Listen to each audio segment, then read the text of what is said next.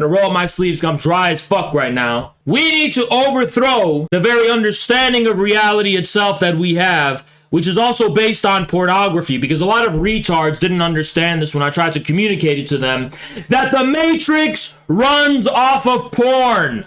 The Matrix runs off of porn, and nobody seems to understand this. Even a lot of you guys didn't quite understand it, I think, because the tweet didn't perform that well, and I could tell people really were kind of baffled and didn't necessarily understand what I was saying. What do I mean that the Matrix runs off of porn, right? Well, I said it's because it gives you the illusion that your deepest unconscious desires can never be fully on display before you, and that's what porn is. People need to realize that the whole basis of the Matrix, it's not just the media lying about shit, it's the way the internet attempts to present our inner humanity, but fails to do it. And that we somehow can't accept that failure. We somehow think that everything that's relevant to us as human beings, everything that makes us up as individuals, everything important about our character is only what can be reduced to the way we present ourselves online. What about the aspect of our humanity we can't communicate? What about the things we can't reduce to a fucking tweet or to a fucking live stream or to a YouTube video? What about the silent aspect of our humanity that gets no respect, recognition, or acknowledgement? That's what actually matters when it comes to humanity, and that was the entire thrust of where I was coming from.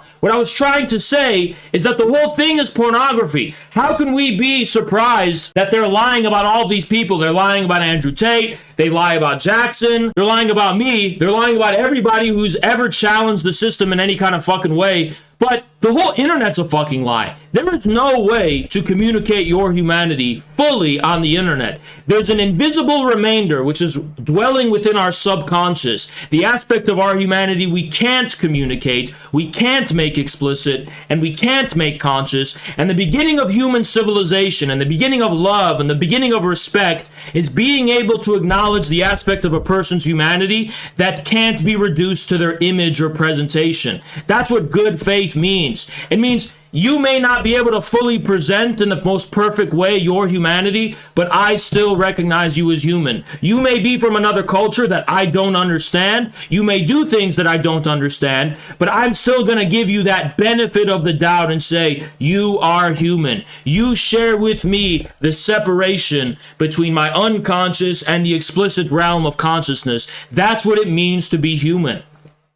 But so many fucking people somehow don't get that the Matrix is based on pornography. Of course it is. What the fuck is porn in the first place? Well, it's just sex. Well, what is sex? Read Alenka Zupanchik's book, What is Sex? Sex is literally ontology. Sex is not just the most innermost sacred aspect of what our humanity is. Sex is the closest thing to what we can get to approximating absolute material reality. That's what sex is, because reality is inherently contradictory and antagonistic, and it's sexed. That's what dialectical materialism says, by the way. Dialectical materialism is what? Reality is the unity of opposites, contradiction, yada, yada, yada. That's what sex means. That's what it means for something to be sexed. Why is pornography inherently a lie? Is it because it misrepresents real sex? Not necessarily, no. Let's say someone puts a hidden camera in the room of amateur porn, hidden porn of someone actually having sex normally and naturally, and they upload that to the fucking internet. It's still porn, right? And it's still deceitful. There's still something about it that's dishonest. So what is actually dishonest about pornography? What makes porn an inherently deceitful media? What makes it inherently tied to lies, right? And what makes this so fundamental to the architecture of what we call the Matrix? In the attempt to reduce sex itself, something which is a prohibited, necessarily unconscious thing, that's why it's a private thing. You have sex in private to give breathing room to the unconscious, right? The evil thing about porn is that it attempts to reduce this unconscious, that is sex, it is the realm of the unconscious, to its opposite. It's trying to make it something public, and most importantly, it's trying to make it something that can be displayed to you right in front of you, instead of something that is relegated to the innermost recesses of your subconscious or unconscious mind. That is what makes it inherently evil. But the lie is the following: you can capture sex on camera as much as you want. You capture it on camera, but something is getting lost in translation when you do that.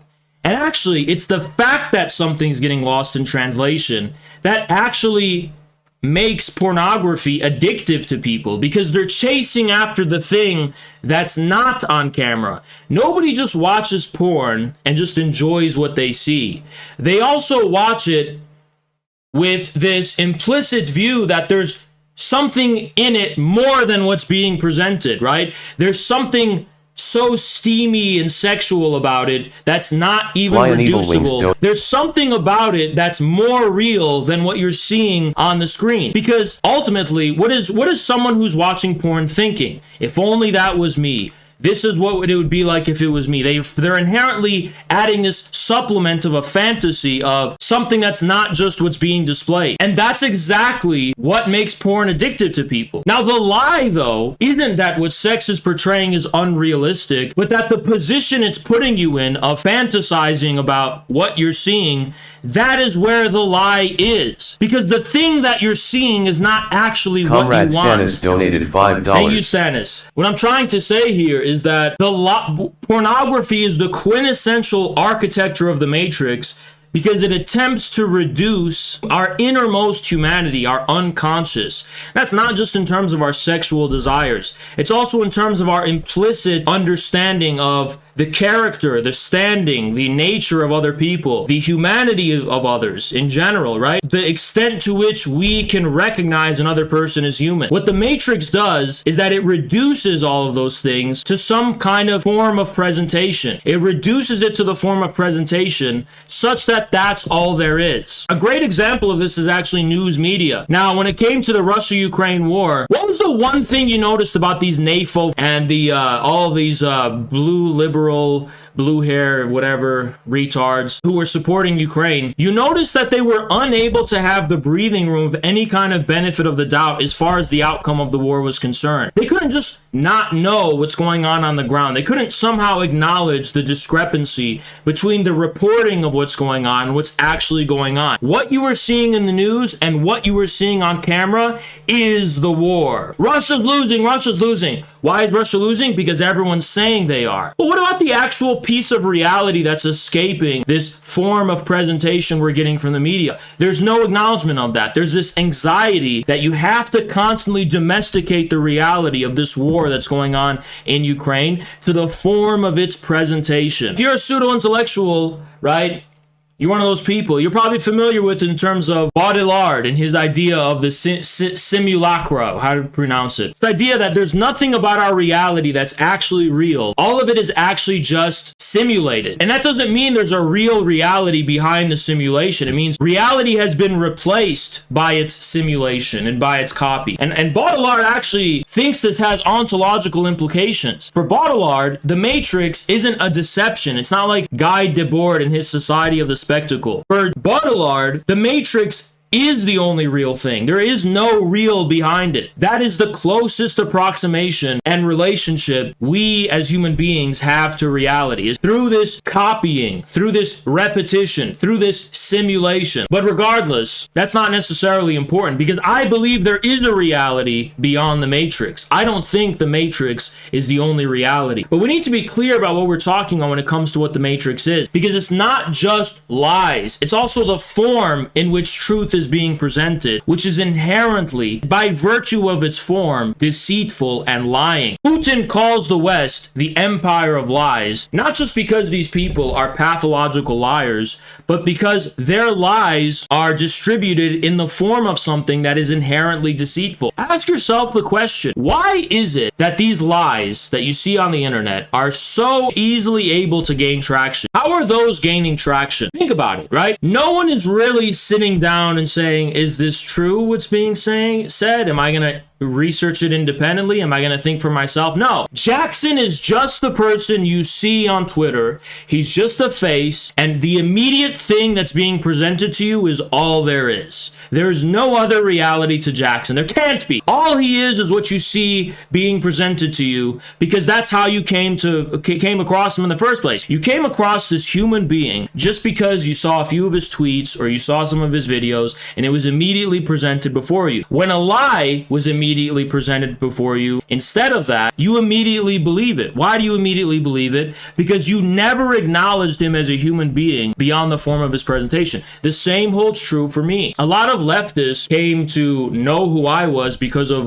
the two-hole meme that we did, right? So nobody actually like sat down and thought. They weren't like, oh, who's this? Is this actually the truth of what's going on with this Haas guy? Is this being taken out of context? Is that actually what was meant? No, they just see something that was immediately presented to them, and that's all you fucking are forever in their minds. Not in the eyes of a normal person, but in the eyes of the especially porn-addled brains of leftists. People need to understand this from a psychological perspective, is that more than anyone else, leftists are the most porn-addled people in the world. Whatever you call them, the eunuchs of the globalist empire. They are so porn-addled, and that's, I couldn't understand for so long why they in particular are like the biggest, most obsessive haters of me and Jackson on Twitter. Like immediately they try to find things to try and humiliate us. I mean, how is that? How can you humiliate anyone, right? But there's a reason for that. Because by attempting to domesticate sexuality into some kind of ready-made form, an object that can be to the form of its simulation, eventually the object of your desire has to itself be simulated too, which is women. If you're a straight male,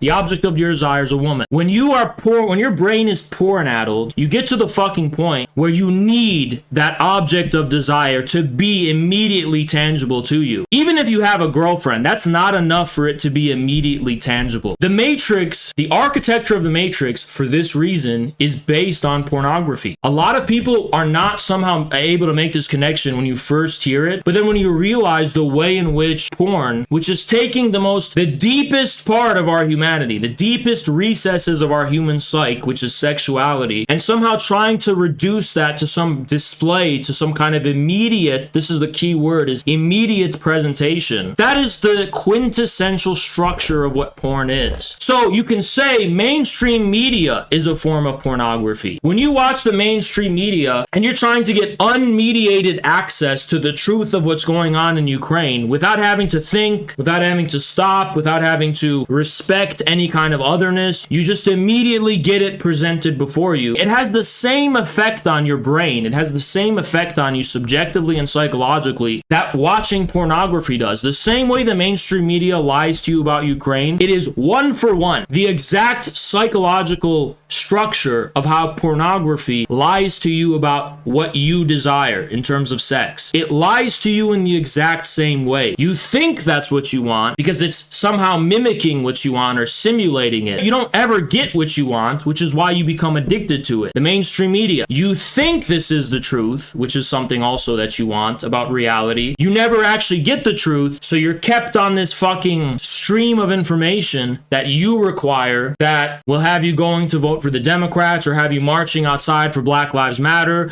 or have you, better yet, this is the most important part, acting as a free CCTV camera to police others around you to wear their masks and get their vaccines. How many fucking people in America acted as CCTV cameras who policed everyone in their surroundings to get the vaccine and wear their fucking mask? How many of them did that for free? Why?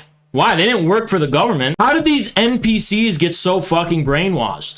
Porn. Porn is how. Because what we know and what we believe is intimately related to what we desire. They're not the same exact thing, but the form of how we relate to truth is the same as how we relate to the object of desire. The form is. When your manner of achieving sexual gratification is through this immediate gratification that is porn, your understanding of truth will be the same exact fucking way. An immediate gratification of what you want in terms of knowledge. And now in real life, sexuality is inherently mediated. It is not immediate. There's no such thing as immediate gratification. Even if you bust in 2 minutes, it's not possible for it to be immediate, because you have to deal with the presence of an other who has their own desires, who has their own reality. And real sex, I'm sorry for getting filthy and dirty here, but let's be mature about it. Why don't we, right? A real sex is based on mutual recognition of an other. It's based on the mutual recognition that this other person isn't just an object of my desire, but is someone who has a reality that's outside of the purview of my fantasy, right? There's an aspect of this person that eludes my fantasy, my desire. You're able to somehow respect that. And if you can't respect that, you can't really have sex. It's really not possible. Meanwhile, someone who's porn-addled in their brain could not possibly establish a respect for an other. Why? Because lurking behind the screen of a pornographic image or video is what? Some kind of fucking pedo smut peddler? It's not a real person. You're not somehow respecting the porn actors and actresses. You're respecting something that doesn't exist. It's ultimately a lack of respect, actually, for the other that makes porn possible for people. They have to foreclose the possibility of another. So while they're dwelling in their fantasy and they're receiving this porn that's allowing them to get off and allowing them to mentally, whatever, fantasize about it in any kind of way to get off, there's no aspect of mediation through an actual real other. So what you have is an infinite regress, and that infinite regress is what porn addiction actually is. Mainstream media is the same fucking way. Destiny's DGG community, it's the same exact thing. The way they consume information has the Vosh's community is same thing. The way they consume information is exactly the same way that they Chris consume Morlock porn. donated $5. Thank you so much, Chris. Porn is just another alienation from labor. Yeah, I mean, it's another alienation from humanity, obviously, but a lot of people neglect a lot of the critiques of porn you see from people are more like, oh, that it depicts it unrealistically. No, the fact that it is trying to depict sex at all makes it inherently deceptive. You can't depict sex and have that be an object of your desire. The reason people get off at the idea or the presentation of sex is because it reminds them of something unconscious, something repressed, something prohibited. It reminds them of that. So people come to think that it is that actually is the object. It's not. People need to be able to establish the boundary between the private life and the public life in order to be a healthy human being, which means you're able to understand the proper place of something. Pornography attempts to give you a grotesque kind of unmediated access to sex, but it's not possible. It's not. The reason it's deceptive is because it's neglecting the necessary screen between public and private that is the very foundation of sexuality and sexual drives themselves. If you don't have that repression, you can't actually be a real sexuated subject, right? That means you can't be a man. You also can't be a woman either. You turn into this grotesque beast, right? It's turning people into these post-human subjects devoid of the fundamental sexuation out of which human subjectivity itself arises. And that's why these people are turning into these fanatical NPCs who just unequivocally and uncritically buy into whatever the mainstream media is telling them, because they have no relation to being or no relation to truth outside of the unmediated and immediate form of its display and presentation. They have to reduce it to that. Somehow, it's this incredible blemish that there's a delay, that before something appears to you, it already is. And you have to somehow respect that. You have to respect the density of reality, the density of others, the density of being as pre-existing the way it appears to you, right? And that's the foundation of what it means to be human. And if you can't do that, well, we're entering into a post-human era, a savage era, where you can call for killing people just because the way they're displaying themselves isn't politically correct. You can call for massacring people, murdering people, raping people.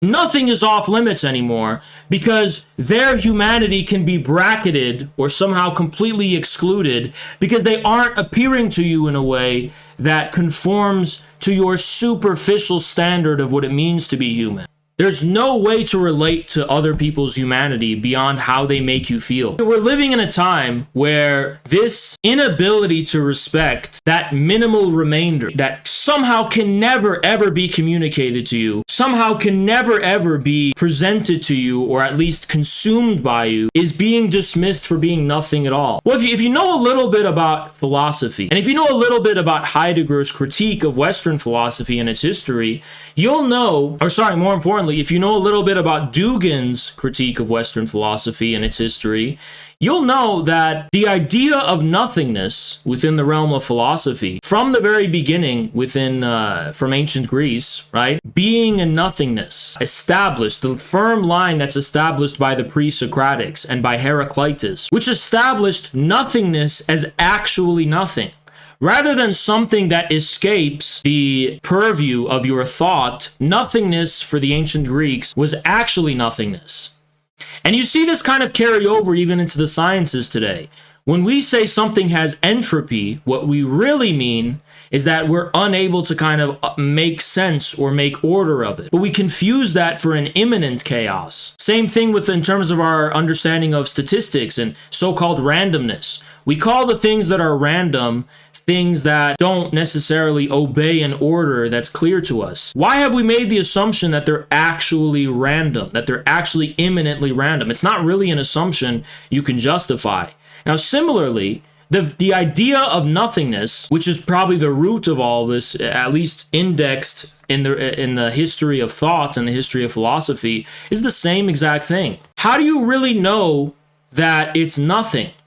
What if it's just not the something you're familiar with? What if it's not the form of what something is according to you or according to your precedent? How do you know it's actually nothing? So you see the culmination of this original arrogance of the ancient Greeks, culminating the mass media we have today in the form of the matrix, of social media, of this way in which we decide we're going to cancel this person, we're going to say this person is good, we're going to judge this person's character, we're going to say this or that about someone. That's what the matrix really is. The matrix is this simulation of reality that has no real referent.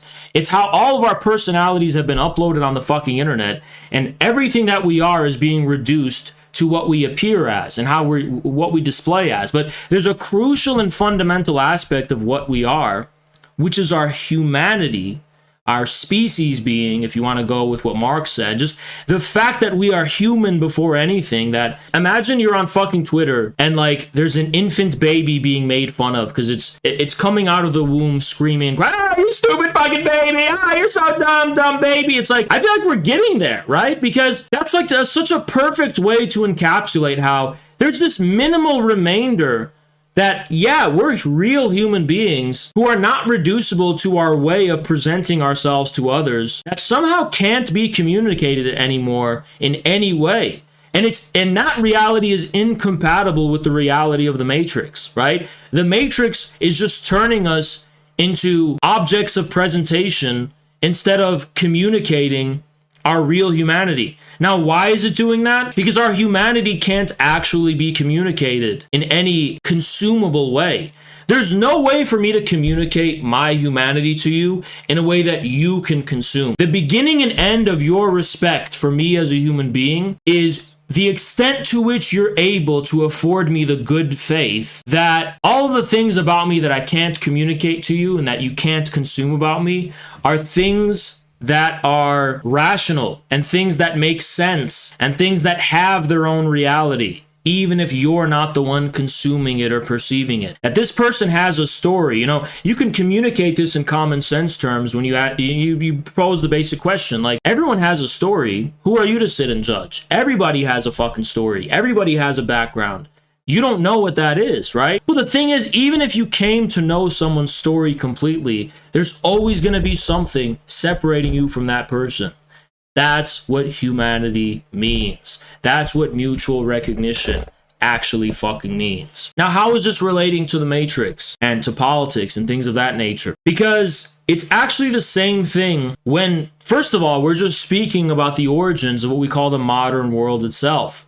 And I'll explain those origins in very simple terms. Descartes, who's the founder of modern philosophy and modern Western philosophy, is proposing the following problem, the following doubt, or he's taking the following doubt as his premise, and he resolves that in his specific way. But the doubt that's the foundation of the modern West, of modern atheism, so-called modern materialism, modern politics as a whole, modern science, that doubt is the following. What if the highest certainty we have in ourselves is contradicted by the objects we encounter in reality, or the things we actually encounter in reality? So I'm a normal person. I'm ready to die for my religion. I'm ready to die for my kingdom, my state, my monarchy. I am ready to give my life for it. Don't I appear as a fool when I'm suddenly confronted with the fact that I can intervene and experience reality in a way that contradicts the certainty that I have, that my religion is true, that my kingdom is worthy of my life, because it's like somehow the incarnation of the absolute? Because why would you give your life for something if you don't believe it represents the absolute? Why would you give your life for a state that you don't think is the incarnation of truth, the incarnation of absolute being, the incarnation of the isthmus that is between earth and heaven, like the absolute point by which we as human beings live, what Lacan or what Zizek will call the big other, right? How can you give your life for that? How can you remain devoted to it? How can you remain faithful to that if it's even possible for it to be contradicted by basic experiences within reality, basic interventions and forms of measurement in reality? That disconnect, that torsion, is the foundation of modernity itself, or what we call modernity. That's what it actually is. It's the very foundation of the thing. Why? Because Galileo's discoveries, they're conflicting with what the church doctrine is. If Galileo's discoveries conflict with church doctrine, how can you say that your certainty in your faith that you have is correct? How do you know it's correct? How do you know you're relating to reality in a way that actually reflects reality? What if there's something here going on that's completely indifferent or oblivious to your faith and your beliefs? Well, modernity then proceeds with the following assumption, and this is the foundation of what I call Anglo-Saxon metaphysics, which is that our beliefs, our sense of meaning, our higher intuitions, our faith, our devotion to a higher cause is ultimately nothing in the face of reality. That reality is this kind of leviathan. It's this kind of beast of its own. It's this kind of force that is completely indifferent to us as human beings. How we make sense of the world is less important than what the world actually is unto itself. And what the world actually is unto itself is indifferent to us. We are just a corollary detail to what reality is. We don't somehow represent any absolute or essential implications for the nature of reality. We are just worms, basically, here for the ride. And reality is something that obeys a completely different trajectory, telos, and eschatology than anything that could be considered or domesticated as human. That is what Anglo-Saxon metaphysics ultimately rests upon. And all of the ideas corresponding to this metaphysics, like substance, like the form of measurement, like the form of mathematics itself, what the form of measurement, the one, is ultimately based on the difference between what we believe and what reality actually is. And you're trying to capture that difference, that minimal difference, in the form of an absolute kind of object. That object is what's called substance. It's what's called form. It's what's called measurement. It's what Newton will call force or an atom. It's whatever you want, as long as it obeys the necessary negativity and therefore the necessary abstraction. So that's what I would call Anglo-Saxon metaphysics, the idea that real objects and real things in the world can only be defined in relation to how they contradict our sense of meaning, our sixth sense. Sure, and this, by the way, comes first in the form of our immediate lower senses. Like, for example, I have this sixth sense. So if you get to a point where this sixth sense, which defines your devotion, a state or a human community of some kind, any kind of like deeper meaning, like it's your loyalty to your king, to your religion, to your church, anything. If the sense that you have in that can somehow be contradicted by the sense, the lower senses of the things in the world, that opens up a big fucking problem. And suddenly, we're experiencing this process of debasement, which Guinan gets into, the traditionalist thinkers describe as materialism, basic modern Western materialism. This debasing that occurs, where before you begin from the top, the sixth sense, your sense in church, your sense in state, your sense in God, your sense of something bigger. And then suddenly the lowest object of the sense, which is the thing you can immediately feel and perceive and touch, that becomes the new realm of God and the new realm of the divine. And why is that? Because something true is actually the case. Somehow it's discovered that our lower senses, our five senses, if you will, can contradict the certainty and faith we have in our sixth sense. What if the things we discover through our five senses obey a logos radically at odds with the logos we have faith in through our sixth sense? Now, that contradiction is the source of Cartesian doubt. That contradiction is the source of English materialism itself. Somehow, everything real, everything objective, and everything material is precisely what comes at the expense of that sixth sense that unites our inner humanity with our outer humanity, with the humanity that exists materially, right? The inner humanity, the humanity of the immortal soul, and the outer humanity, the humanity of the objectively existing one. That contradiction leads the English materialists, which is what English metaphysics is based in, ultimately, and that's what modern metaphysics is based in, that's what the modern world's presumption actually is basically that the absolute dwells in the immediate. Now you guys are starting to fucking understand, I hope. I hope you guys can now link David Hume to pornography.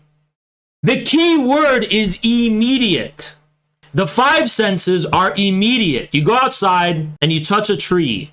That's an immediate experience of truth. The sixth sense, which is a higher intuition somehow of God or community, of communism, of republic, whatever you want it to be, it's somehow a higher intuition. Humanity could be any higher thing. That is not immediate. That is somehow mediated. But in modernity, the immediate becomes the dwelling place of the absolute, not the thing that has to be mediated by contemplation or meditation or some kind of spiritual insight, some kind of dwelling within feeling.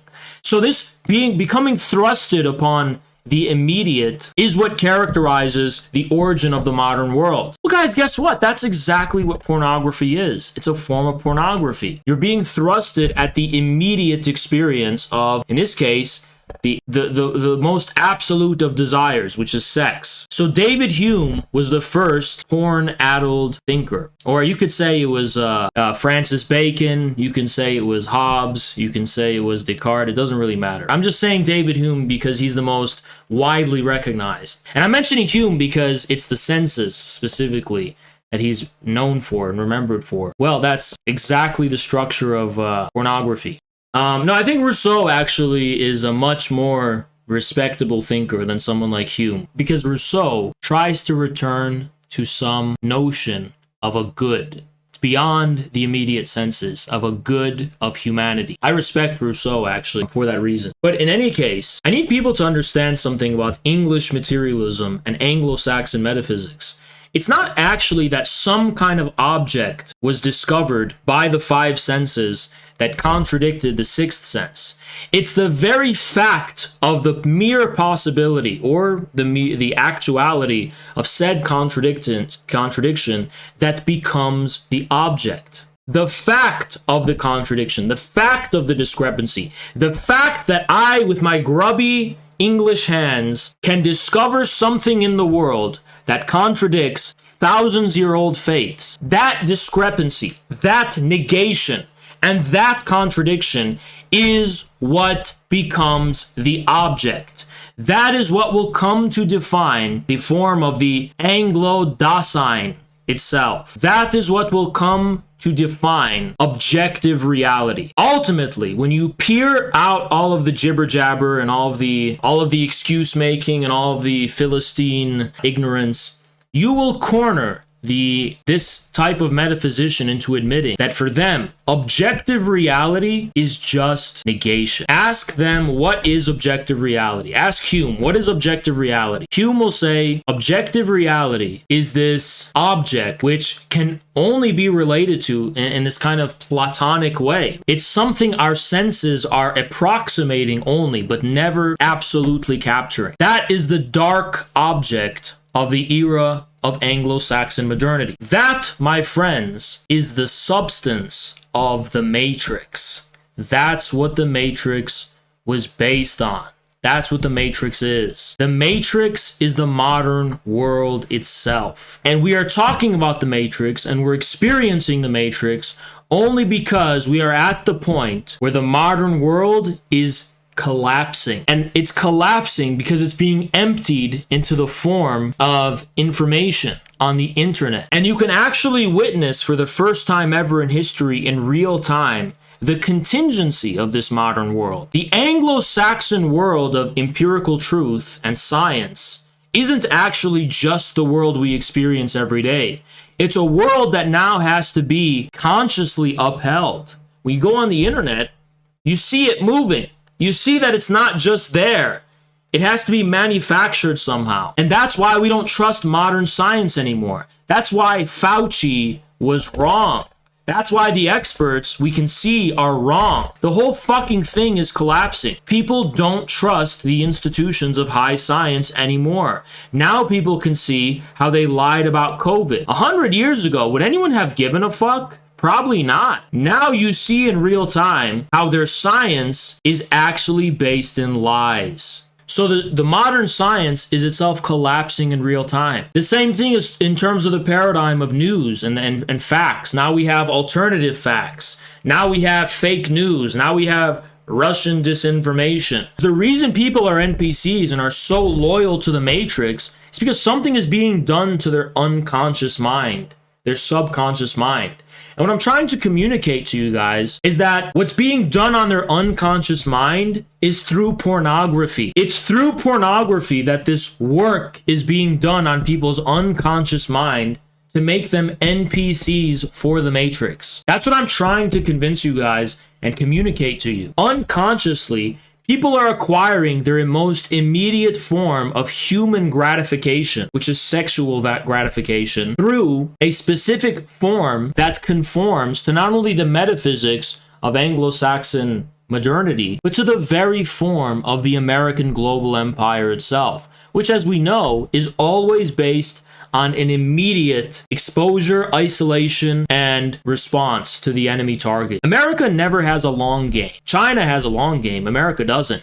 America is a big behemoth monster that just reacts here, drones here, reacts there, all in real time immediately. So even if there's no CIA plot to fuck people's minds up with porn, it's happening anyway. But there's definitely MK Ultra. I mean, that's something we know. We have to know that with certainty. I can't really take you seriously if you would deny that. And that affects the way the unconscious mind relates to truth. Why is that? Because if sex is ontology, there is an intimate connection between the way we reproduce our sexual human being. It's literally where life comes from, by the way, and how we reproduce our relation to being. Again, Alenka Zupanchik's thesis, which comes from the Ljubljana School of Psychoanalysis, that sex is ontology, is true. So it's not just sex. It's literally how you relate to being itself. It's related. And the way it's related, it turns you into an NPC. Because why?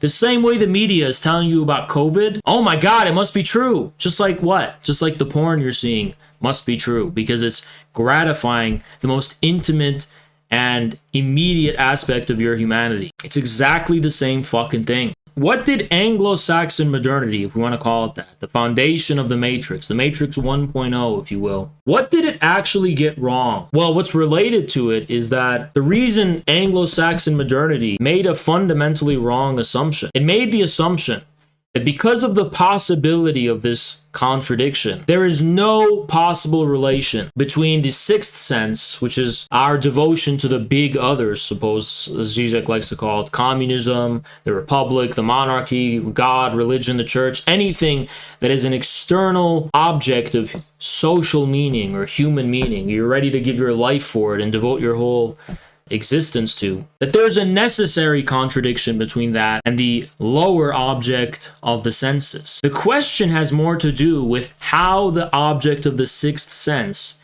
is derived.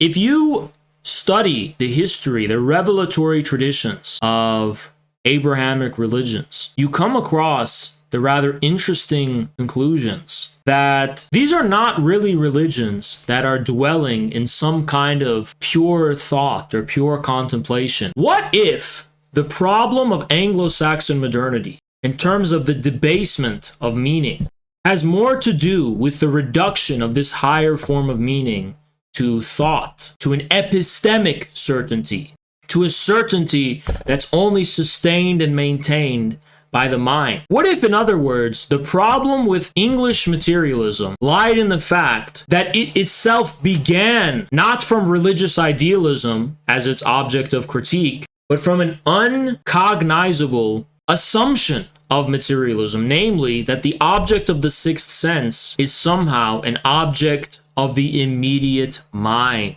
What did Descartes say in response to the Cartesian doubt of this precise torsion and contradiction? He said, I think, therefore I am. The only certainty I can have is that I am here. Descartes was wrong, though, wasn't he? Because Descartes, if you're a man living in this world who's feeding yourself and who's clothing yourself and who's being sheltered and even participating in society in some kind of way, you are certain of something.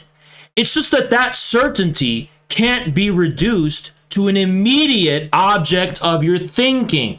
Again, the key word is immediate. Because Descartes couldn't have porn, he decided that all reality was false, that the only certainty lies in the immediate form of thought. Because Descartes was a porn addict. Think about it. What I just told you sounds like it could be a Abrahamic, very religious criticism of Descartes. Descartes, how can you say that you can only be certain of things that you are certain from the epistemic perspective of, when you presuppose the entire wealth of creation and humanity? Well, it's also Marx's criticism, isn't it? Marx says that we constitute ourselves as human beings through our labor, through the way in which within the world we feed ourselves, we clothe ourselves, we reproduce our existence materially, the way we actually reproduce our existence, independently of the immediate objects of our contemplation. Marx's materialism is as different from the English kind as night and day, quite literally. Marx, in his overturning of German idealism, inadvertently also destroyed the foundations of English materialism as well, because German idealism took as a metaphysical premise English materialism. Kant is not willing to engage in metaphysical enthusiasm and go beyond the bounds of thought, because beyond the bounds of thought lies the ocean in which the English Leviathan swims.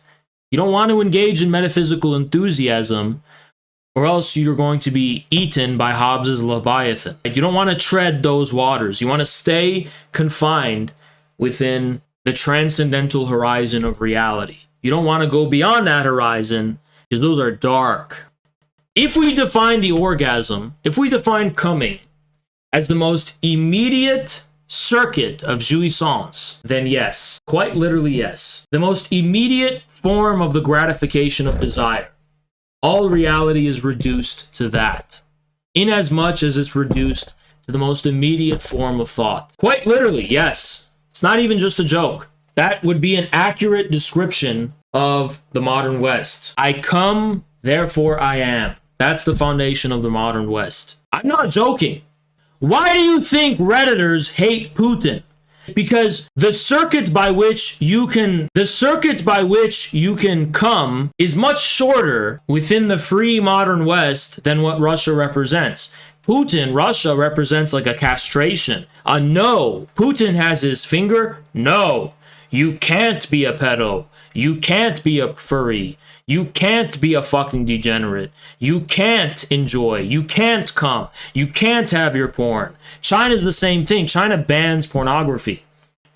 The problem is that knowledge, as Marx actually establishes here, Marx is really the protagonist of any traditionalist worldview.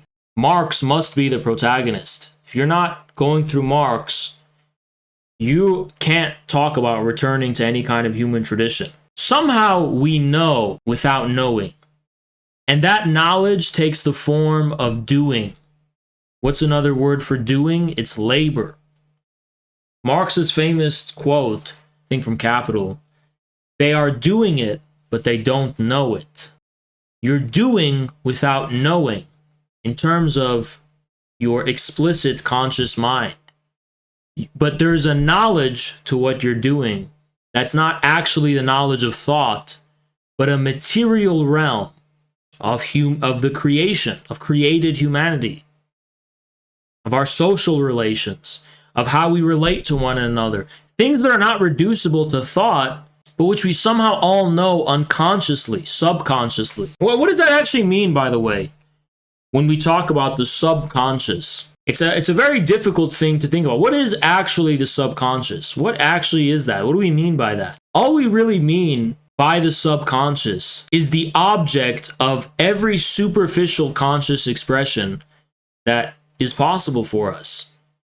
The unconscious is composed of these knots, these symptoms of the way we are expressing ourselves in the outermost way. It's the thing that all of our behavior and activity is revolving around, but which is not included in that activity, but which nonetheless grounds the very possibility of that activity.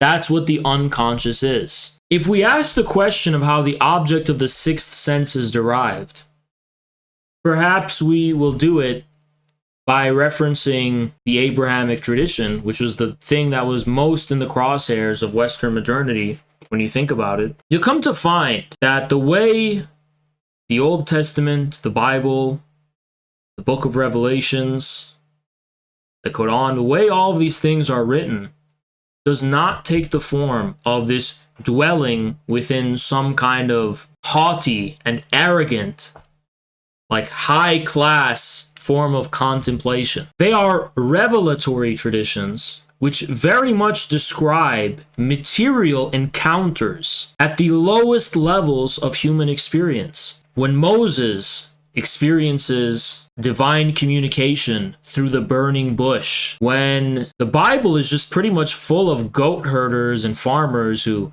are stumbling upon these miracles and just having things happen to them in ordinary regular experience that deliver them to higher insights. So when you take it in that sense, the problem with English materialism is not that, as Rene Guénon said, it goes too low to the realm of base substances, but as maybe someone Georges Bataille will teach you, if you're crazy enough and have the spiritual fortitude to read someone like that, it doesn't go low enough.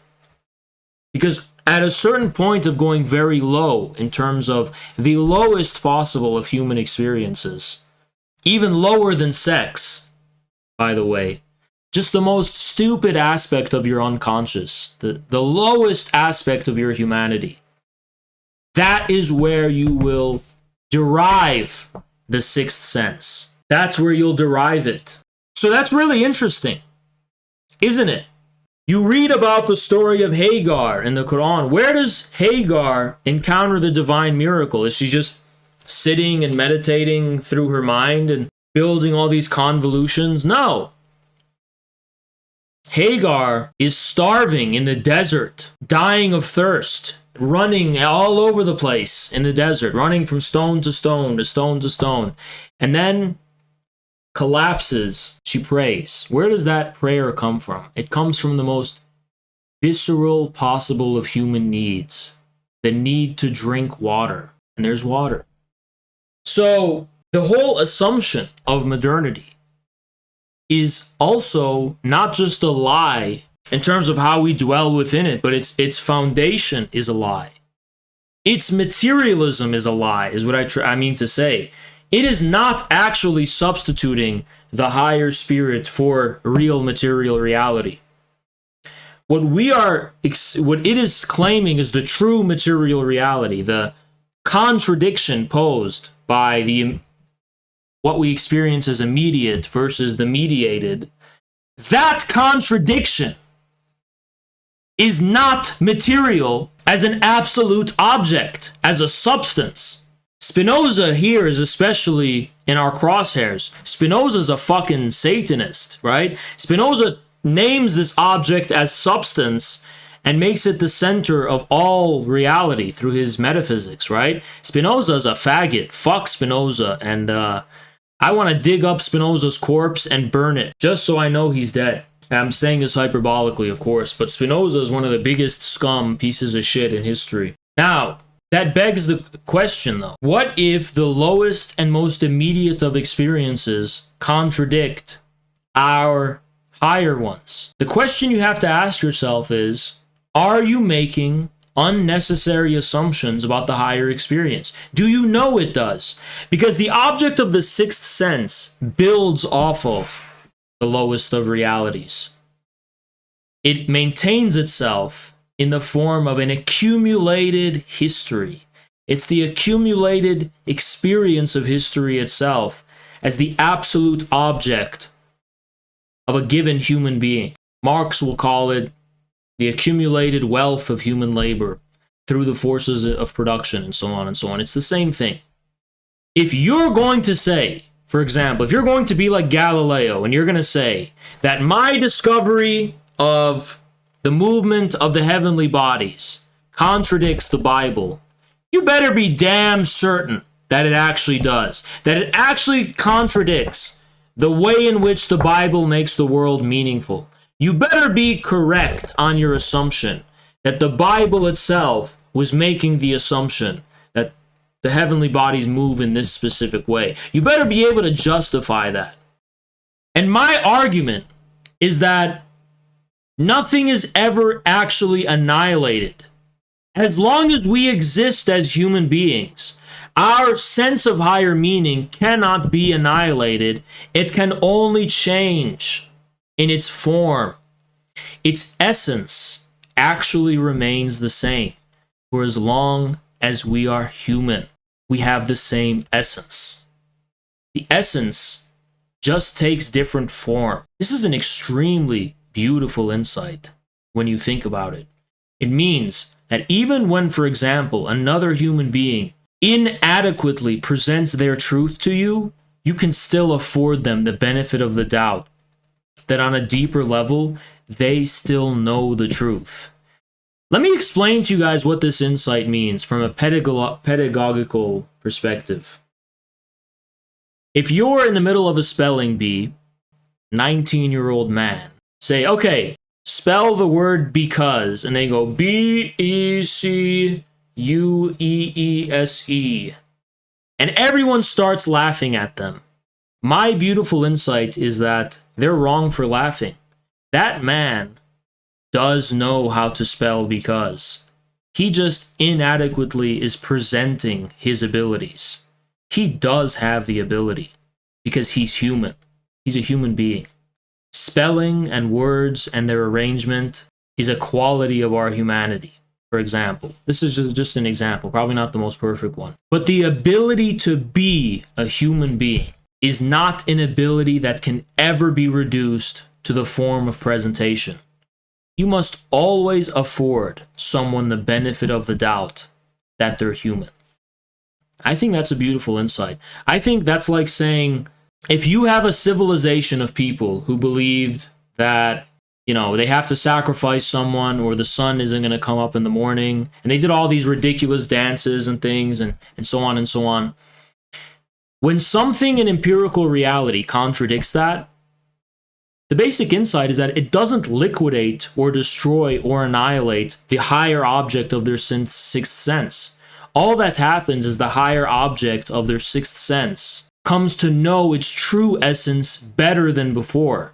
And it assimilates in history based on an inclusive principle. Like, we're not ashamed of our history because this was just how we related to this was just how we related to this sense of meaning we have. Our sense of meaning is stronger now. Our faith is stronger. We're not ashamed of who we were before. It's part of our history. There's no absolute point of humiliation by which man becomes humiliated that he is proverbially no longer the center of the universe. And I think that is a really beautiful insight. I think that means there's no moment of fundamental humiliation for a human being with regard to their historicity. There's no humiliated civilization. There's no humiliated peoples. There's no humiliated histories. Under the inclusive principle of real chaos, Dugin's chaos, I mean. You can basically afford someone good faith. No one has to prove their humanity.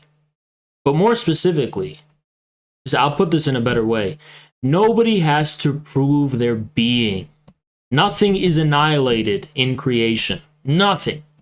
Nothing. Maybe someone can disprove their humanity, right? Maybe you can come to discover someone was a robot if there's enough symptoms. And more importantly, if there's a fundamental thing they do that disproves the possibility that they're human. I'm not saying humiliation doesn't exist.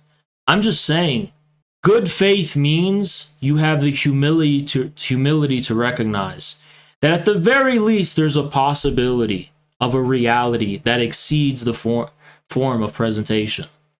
And that in order to recognize another human being, you need to acknowledge the density of that reality. If someone, no matter how hard they try, cannot learn something, like a genuine learning disability, right?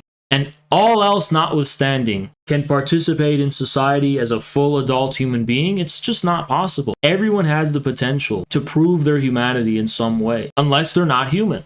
And how do you know if they're human or not? Well, it's not a casino. It's not a casino where it's all a game of chance, where, oh, there's a probability this person's human or this person's human. No. Even when it comes to animals, for example, if you're a real human being, you still afford animals some benefit of the doubt that they figure within the telos of creation somehow, that they have their own, that they're part of the same being as you, they're part of the same world.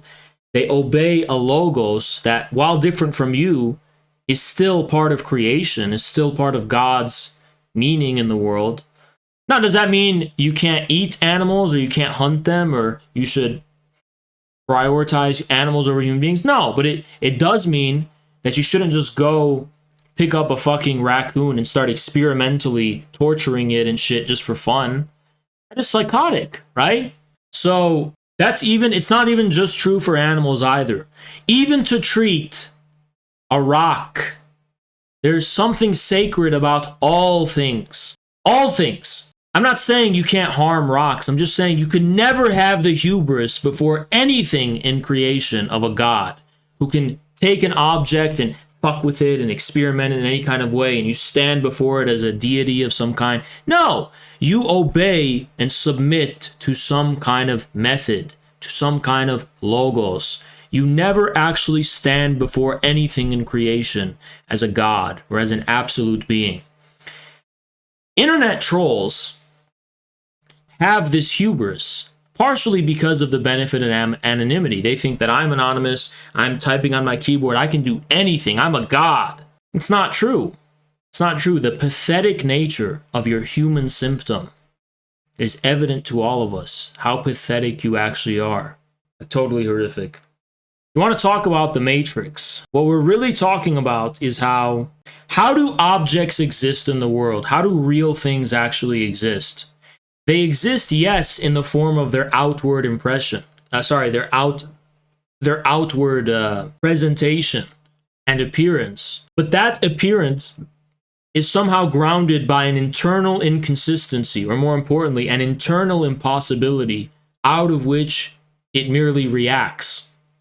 That impossibility is the object. That is what the thing is, and that's what makes it a thing.